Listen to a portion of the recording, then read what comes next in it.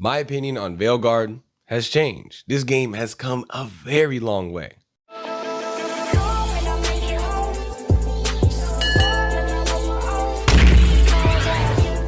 Yo, what's good? It's Mistor. Veilguard has taken quite a bit of time to get to this point. As of releasing this video, we are less than 1 week away from getting a game in our hands that many of us Dragon Age fans have been waiting 10 years for. 10 whole years. And I wasn't always positive regarding this game, but that's changed. The more we've seen of it, the more I've actually grown to be excited, and I've ended up heavily anticipating Veilguard. So I want to talk a bit about how things have gotten to this point.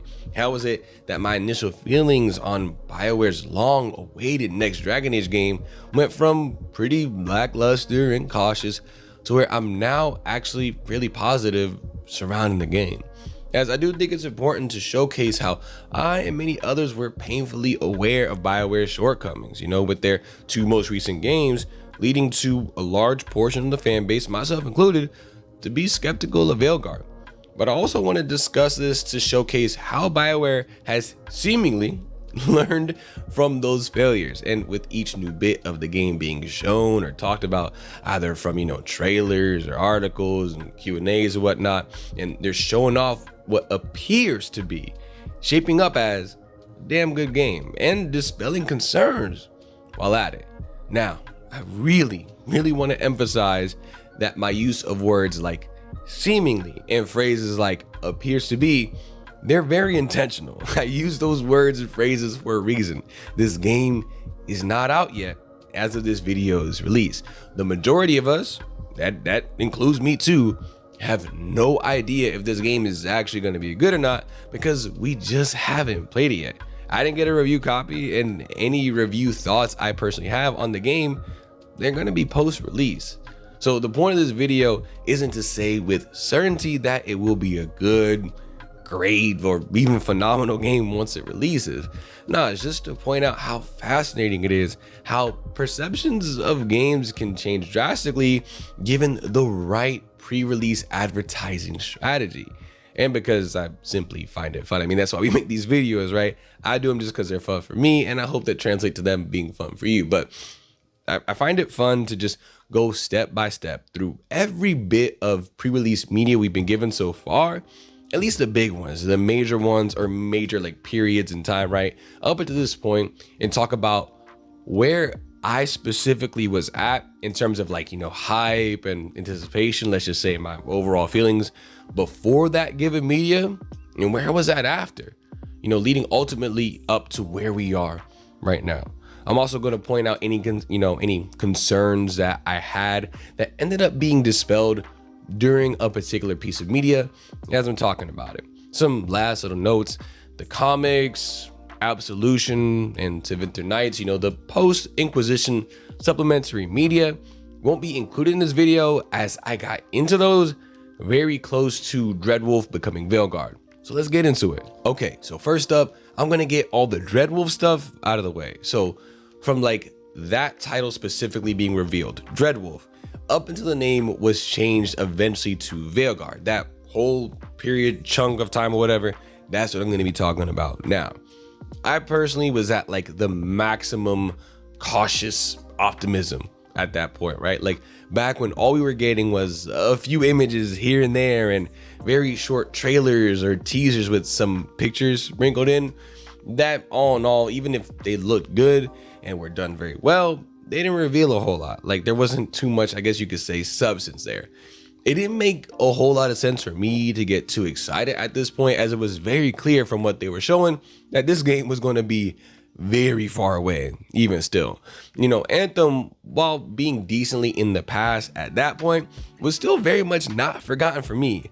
Neither was Mass Effect Andromeda, which I did enjoy, but it wasn't spectacular by any means, and not what I'd expect from BioWare, even if it wasn't their main studio working on it. So before and during the Dreadwolf stuff, I wasn't very excited or even expecting much from BioWare. I was cautiously optimistic, very much so, and that's pretty much where I was after this period, with my interest in the game still being there thanks to where the story left off in Inquisition, and really wanting to see where the series still ends up going. That's what kept me checking in throughout this period. Well, that and just in general, I'm a big fan of RPGs and hoping that BioWare could still make a damn good one. But before this, like back in 2021, I want to say, I think, right? I was really happy to hear that the game went from being a planned live service to a full-fledged single-player RPG. I had nowhere else to mention that bit, so I did want to mention it here as it's kind of a part of that period or what have you, right? But yeah, like that was kind of the only like light in the tunnel during that time. But for the most part, I was just like, whatever happens, happens, right? Next up, the leak. Yo, the leak was brutal. This is technically still in the Dreadwolf period, but it's worth being mentioned separately, I'm telling you. So for those of y'all that are unaware, there was a leak, I think it was back in early 2023, right? Containing a small snippet of warrior gameplay and a few screenshots of a player character walking through Weishaupt and screenshots of a cutscene. Like that's all that was in this leak. And it was rough for BioWare, okay? A lot of people didn't like it, and I myself was just personally confused as to what they were going for with that style of gameplay, which honestly, I mean, it makes sense. Even when the game became Veilguard, it took several pieces of the game being revealed for me to be like, okay, BioWare, you're actually kind of cooking. I kind of see the vision, I see what you're going for, but I'm getting ahead of myself. So like looking back at the video of the leak, I'm of course not gonna show it, but I did go back and like find it somewhere on the internet, right, and look at it. It does look rough. It looked pretty rough, like way rougher than even where the game currently is. You know, the warrior's basic movement was mad janky and animations just look stuttery at points, you know, which a level-headed person would look at that and go, okay, the game just isn't ready to show yet. Like that's what a sane person would do. But for those that haven't been happy with the Dragon Age for a good minute now, it was just more ammo for them to point towards doom and gloom. The UI, it did look very God of War 2018-ish. And fun little tidbit, it looks like during those early leaks, it looks like there may have been slots for 4 abilities and an ultimate instead of just the 3 that we were told about right now, right? But obviously now with runes and traits, we are essentially getting way more than 3 active abilities. You know, I'll talk about that more later, but yeah, right? This again was not a good time for the game because at best you were unsure of what to think about the leaks, as it wasn't a whole lot to go off of for those willing to give the game a chance. And even for those that were excited for it, you know, people that were willing to actually give this game a shot, it was clear that the gameplay wasn't meant to be shown off. This was very, very early on. And at worst, without the context of the team still very much planning for this to be an RPG. Yes, there was some action stuff in there, but they really were setting out to make a full-fledged RPG, you know, being rich in options, character creation wise, as well as for your build. For many, it looked like a steep deviation from an RPG. And without the full picture of what this game was intended to be at the time, lots of fans got worried and just were straight up, they were doom speaking, all right, prophesizing, okay? I'm talking tweets going off about how BioWare have lost their way, that nobody asked for this. Like, it was a crazy time to be in the Dragon Age community, or even just the gaming community in general. Even people outside of our, space picked up on it. But for me personally, like I said, I was still in that cautiously optimistic phase prior to the leaks, and after them, I was just confused, y'all. As I didn't get from that small snippet and the few screenshots, I didn't know what BioWare was really going for this game. So my levels of excitement really didn't change much. Okay, so from here, I'm pretty sure we move on to the official title reveal. I don't really think there's anything in between these 2 parts, right? The game went from being Dreadwolf to Veilguard, and we were given our first trailer, which was the companion reveal / trailer thing, right? Which, while I liked the designs and I was excited to have Harding back, I'm saying, sure, this trailer, that first trailer really didn't do much for me. Now, I will point out that while many detractors use this trailer as an example that the game would be too cheerful and bright and overall miss the tone of the world and the setting, blah, blah, blah, right? All that stuff, right? I disagreed with those sentiments, as even Origins had plenty of cheerful moments, jokes, and completely unserious bits. So I wasn't going to let a trailer that was meant to show off mostly the companions and not the game overall sway me to that train of thought. I will say that I didn't mind the art style. Some people pointed at it being an issue. Some people didn't like it. It was, I don't know what percentage of the fan base it was or non-fan base, but a lot of people were pointing at it saying they didn't like it. For me personally, it looked fine. It looked straight. And the character designs and overall ensemble of companions seemed really good. I liked what I saw in that aspect. And I just finished a little bit of the Tevinter Nights actually prior to that trailer. So seeing people like Emmerich and Lucanus, right, was legit really cool. We also got to see Asan, the baby griffin. So, oh snap, you know, griffins are back. That's a really cool point. And the women companions all look stunning. They were bad, okay? They were and still are bad. So I was on board in that regard. But overall, this only slightly got me excited. And I was left, you know, feeling like I wanted more. Like after such a long dry spell in terms of news for the game up until this point, I really wanted something big, a nice big chunk of news and something to sink my teeth into. And while don't get me wrong, seeing all the companions was nice, and I love a good tavern fight in a high fantasy setting, I wanted to know more about the game itself, which thankfully BioWare was smart enough to include at the end of this trailer, if I'm not mistaken, that a gameplay reveal was coming with the date and all. So this was the official end of full on, like just 100% me being cautiously optimistic to only just a little bit so, and a tad bit excited, while still preparing myself to have my dreams crushed. I didn't let my guard down completely. I was like, yo, this might end up not being good, so don't open up your heart yet, you know what I'm saying? Okay, so this is when things for Veilguard pre-release truly started to ramp up. It's with that first 20-minute gameplay reveal that we were shown. Now, there's both pros and cons to this, but this gameplay reveal is towards the very beginning of the game. So the character they're showcasing ends up being, of course, like level 1. So on the positive side of things, this really got us to focus on the looks of the game, how the dialogue system was seemingly similar to Inquisition, like many of us were just already used to and liked. Later on, we would find out it's a touch more advanced in terms of how companions would react to your choices in dialogue and the story bits that were being shown, right? That's kind of what they were trying to get us to focus on, even though the character was low level.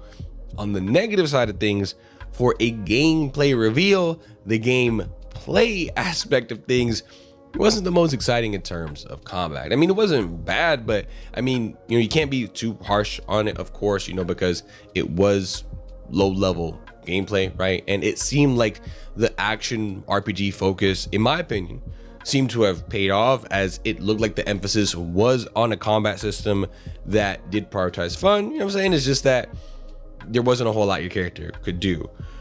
But there were a few issues at the forefront during this reveal, and it was pertaining to aspects of the game surrounding gameplay that many people were very unhappy with. That being the news that our party size would be reduced down to just 3, that we'd only have 3 active abilities at a time, and that, as we already saw, that the combat system would lead more into an action RPG side of things. So think like Inquisition, but leaning a bit more into Mass Effect, kind of somewhere in the middle of those two. Now, my concern surrounding the 3 active abilities thing, that would be solved later, as it is a gross misrepresentation of all the things that your character can do in combat, and there's much more to building your rook than that, than just, oh, they only have 3 abilities. Like, I really wish that BioWare would have dispelled some of those concerns up front, you know what I'm saying? And me personally, I was never too upset with them letting us know and showing that this game's combat system would be a bit more action orientated, as there are plenty of RPGs that have had action combat systems while still feeling very much like an RPG and having a great level of tactics and strategy to them.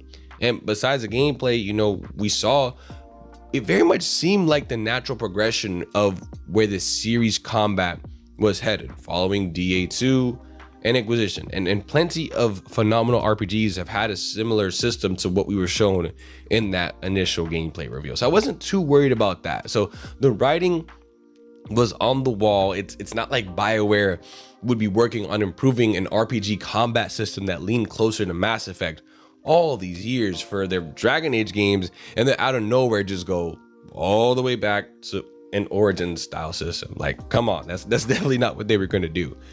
But surrounding only having, a party of 3 members at a time, this gameplay reveal showcased it. And while yes, I think the game could still be great even with only 3 people in your party overall, Mass Effect is awesome and you only got 3 people there, I was and am still bummed about this decision, as in past DA games, despite what class you pick for your character, you could still end up with one of each class, filling up the other slots left over in your party, leading to a very balanced group. But with how it is in Veilguard, if I'm playing a mage, right? And I also really like Balara, for example, and she's a mage, you know what I'm saying? So I'm always gonna want her in my party. That has me at 2 mages. So then my last slot goes to either a rogue or a warrior, instead of being able to previously have both a rogue and a warrior. And this just kind of feels unbalanced to me compared to what I'm used to from this series, from Dragon Age. Maybe I'll get over it once I start playing the game, who knows, but it's been one of my consistent critiques of Veilguard as we creep closer to release. However, I will say that another concern of mine was dispelled during this period, during the gameplay reveal, let's say, right? Specifically pertaining to this reveal, and it's surrounding, the look and art style of the game. I thought it looked fantastic here, despite me not being a fan of the new demon designs. I thought the art direction, just how the game looked, I thought it was really good, because after the companion reveal trailer, that first trailer they showed us for Veilguard, right? Many were speaking doom and gloom again in terms of the game's art style and its design. But those of us that have been Dragon Age fans for a while, we know that the art style that's presented in some of the trailers for these games does not end up being what the art style and how the game is going to look actually in terms of the game itself when it releases. And what we were shown during this reveal looked great. It just, to me, it came across as an advancement of Inquisition, and I loved that game. So of course I was happy with an advancement of Inquisition here in Veilguard in terms of the looks, right? I will say that for this reveal, I wish we got to see a little bit of early mage and warrior gameplay in addition to that early rogue gameplay that they showed, right? Because I always play as a mage in Dragon Age games, and getting to see gameplay of them, even if early gameplay, would have done a lot for my excitement during this period. But overall, I say that the game looked great visually. The characters were on point in terms of their personality. I like that we were getting, dialogue choices that we had just like in Inquisition. The story gripped me as we're thrown head first into just chaos in the city of Minthrathis. Side note, it was really cool to be like, dang, we're actually finally going to go into the winter, as well as being, we saw the ritual with Solus get interrupted. Like, what the hell is going on? There's these strange beings going through this portal, 7 nerds, oh my god.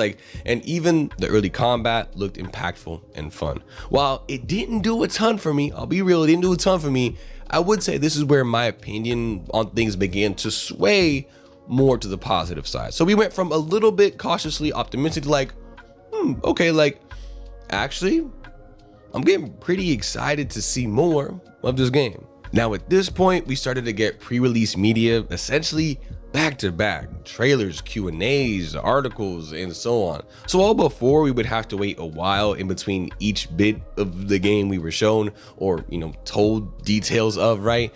Now there was hardly any time at all in between each of these snippets of pre-release media. So while there's a few I want to get through, just know that there wasn't much time between them. So the change, in my opinion, going towards positivity happened pretty quickly from here on out. Next up, we got to talk about the release date trailer. And I just got to say, that thing was nuts. It was incredibly dope. And overall, I think that release date trailer is what they should have led with as the first thing that was shown to us after the announcement that, hey, the game is called Veilguard now. Here's the not the release date trailer with the release date at the end, but that trailer, that cut specifically is what they should have shown. Like, hey, this Veilguard, this is Veilguard, not the companion reveal trailer, right? That is what BioWare should have presented to us as a first impression. Again, they could have taken that release date out if they wanted to, but that trailer, that should have been that first go around. Like, you know, the story was at the forefront in that trailer, and it was so interesting, and to be honest, kind of dark.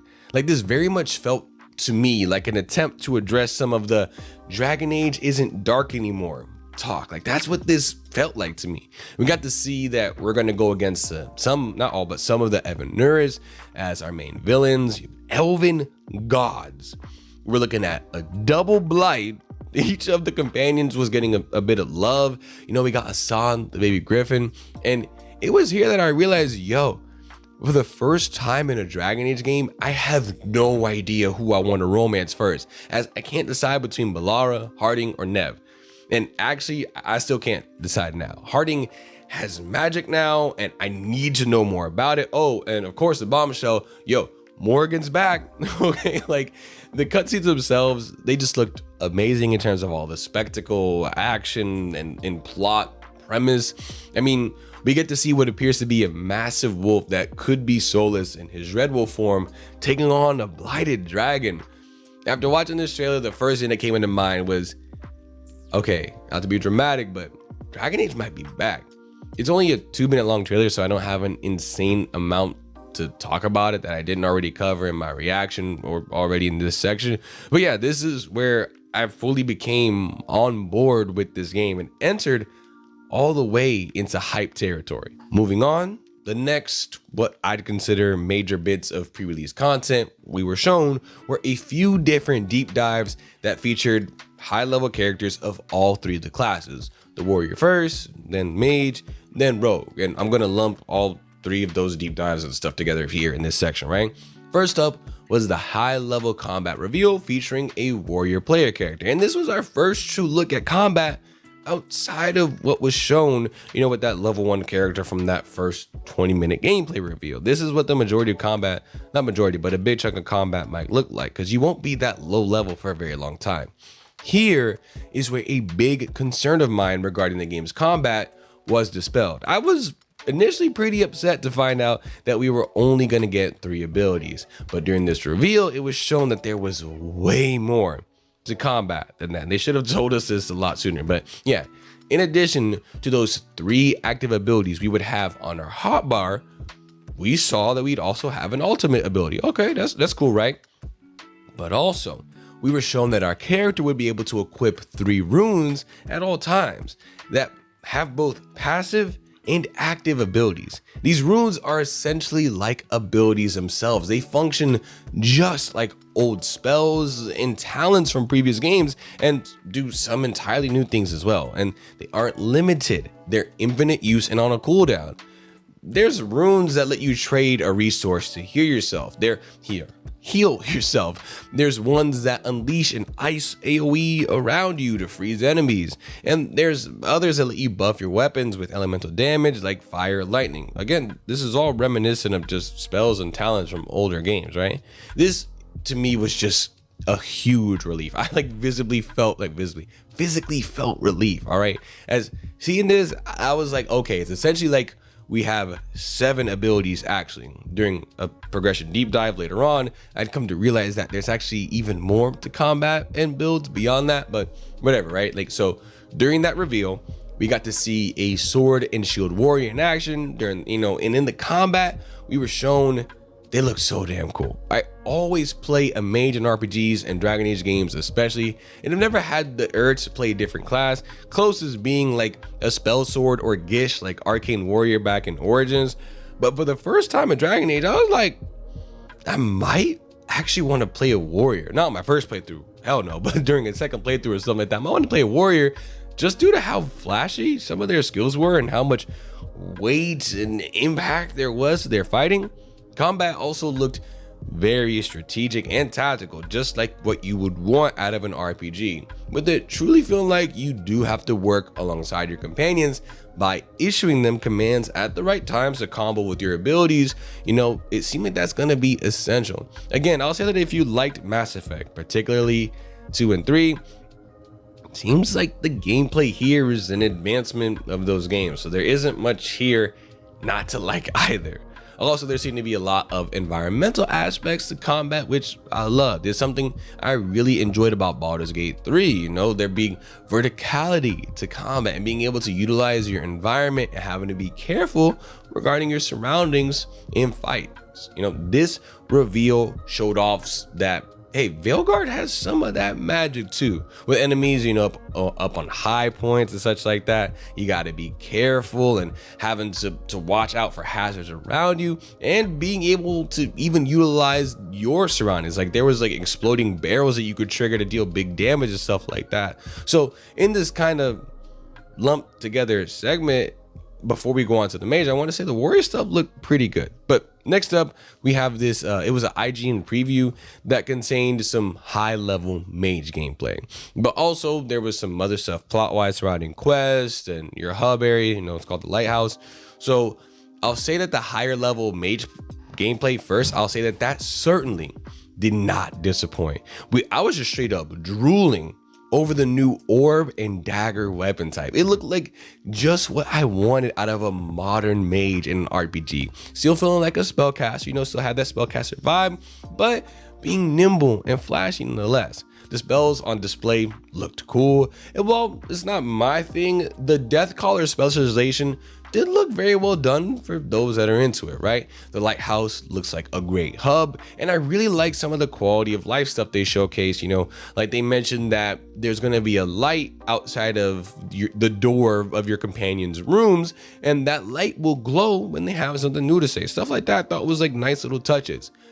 But this video was not all sunshine and rainbows, as the Qunari player character that was featured in it wasn't great.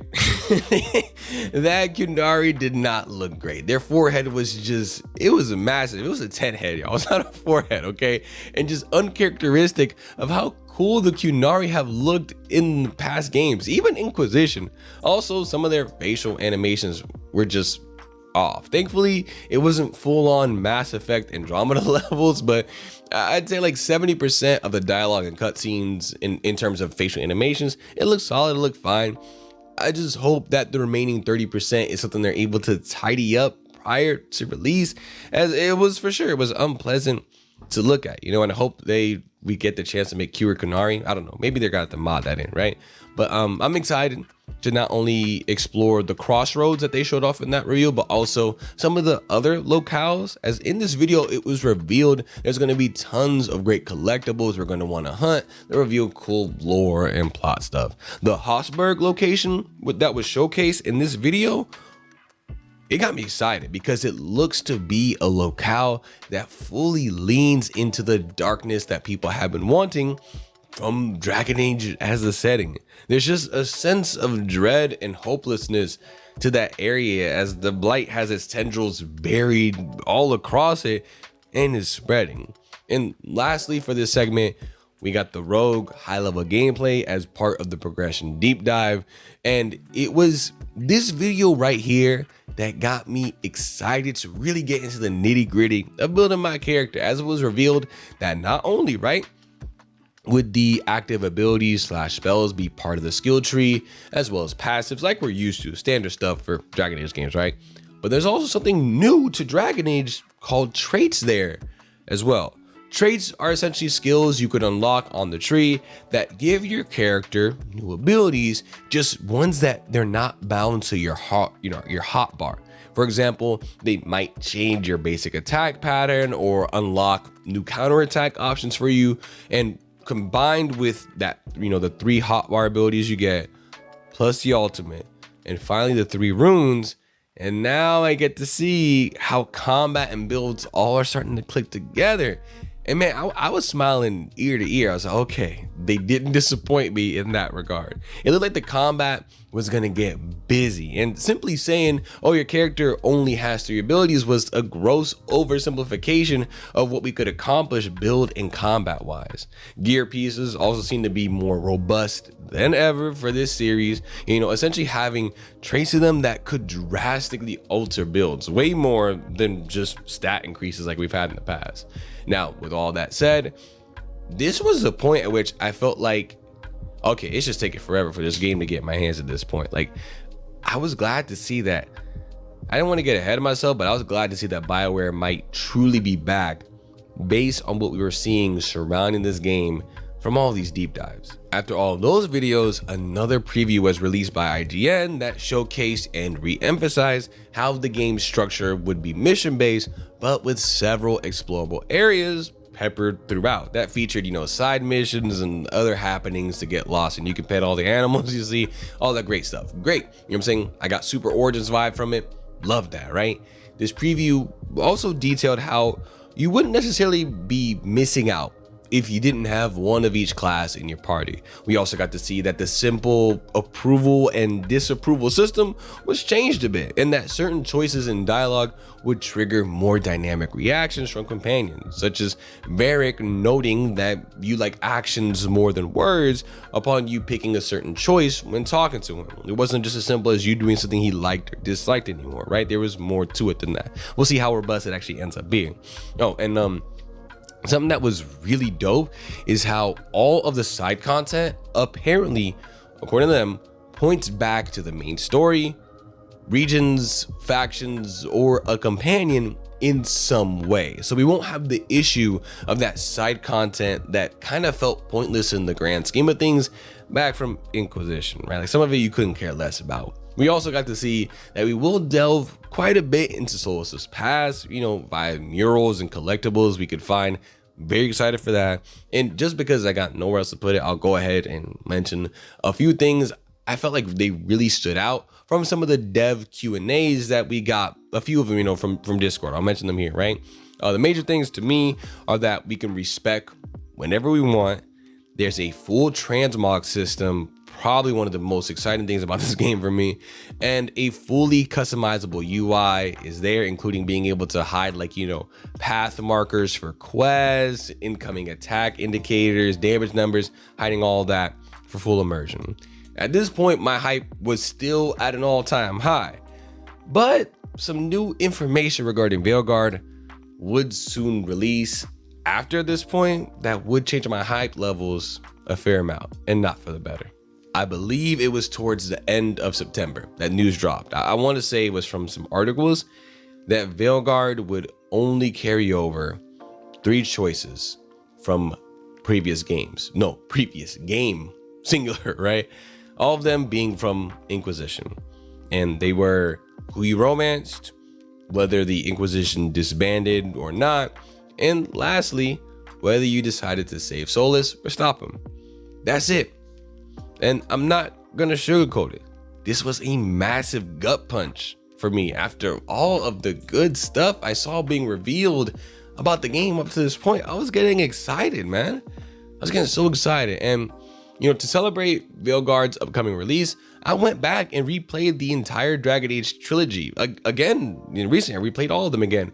And I felt so much joy logging on to the Dragon Age Keep and, inputting so many of the choices I made from the first 2 games in order to have my own custom world state in Inquisition.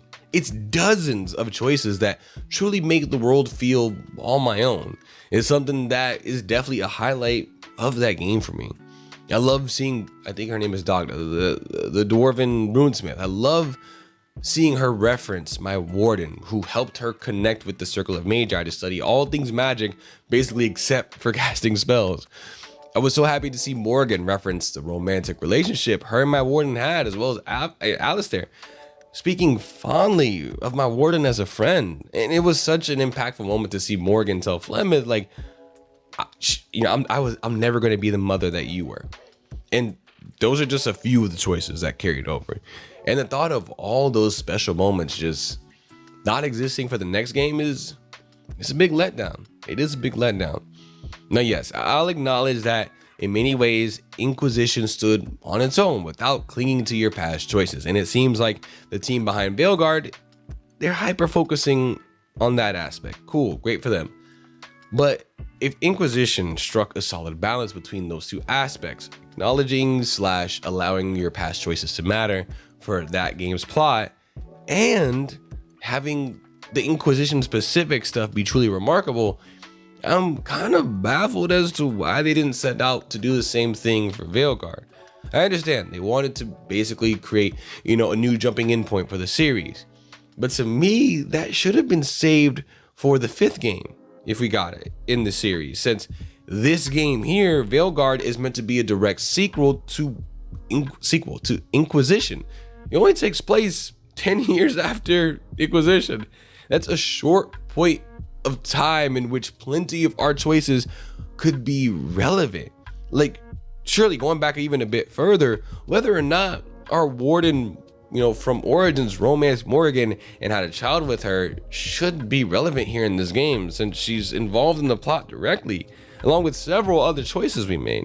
This news honestly brought me down from massively excited for this game to just like decently excited. I know that's kind of a confusing way to put it. So like if I had to put a number on it, let's say before that news I was like a 9 out of 10 for the hype, for the excitement. That news brought me down to like a 7, all the way down like a 7. I'm not saying they had to have as many choices as the keypad, right? Just that 3 was way too few. I honestly would have been okay with anywhere from like 6 to 10 choices, but 3 is way too low for my liking. To be clear, I am gonna judge Veilguard as its own game. I don't think that this decision should entirely condemn it to a low review score from me, as if it's pulled off well, it could be something I don't even notice. But if plot points in this game clearly clash with choices I've made in my runs from the past 3 games, then that could be something that's hard for me to overlook and may end up impacting my score somewhat. I don't know. It's something I'm still thinking about, and ultimately, I probably won't make a decision surrounding that until, I actually get to play the full game proper. And for the last bit of video media, we got the Blighted Dragon gameplay trailer, which showcased some combat with some of that, cleaner UI as a result of turning off a bunch of the UI elements that we're going to be able to do ourselves in the game. There isn't too much to go into for this video that, wasn't already shown for other trailers. Just that, I won't spoil it too much, but I'll say that things do look like they might be getting plenty gruesome and dark for the game surrounding its story and cutscenes. And that the villains this time around, they're going to be a big problem. The villains are going to be a big problem. Still though, I was reeling from the recent news regarding the whole, only 3 choices thing that carry over. So while what was shown in this newest trailer, it was great, I was still at about a 7 out of 10 for the hype level. And lastly, I'll cover the recently concluded narrative podcast series that released in anticipation of Veilguard called Vows and Vengeance, that follows a character called Nadia that leads right up to the events of this newest game. I honestly thought this was a pretty cool idea, and I loved how each episode prominently featured one of our new companions that's gonna be in our group for Veilguard, as they help out Nadia in various ways along her journey. I'm not gonna spoil the plot of the show or anything, as I definitely think you should check it out yourself if you're a fan of Dragon Age, but I'd say overall it's pretty solid. Not outright amazing or anything, but enough that I was excited to check out each episode as they came out, and I legitimately cared about the story. I'm actually really curious to see if we will run into any of the characters from this podcast in the game proper that aren't our companions, as over the course of the 8 episodes, I am kind of invested as far as what ended up happening to them beyond the end of the last episode.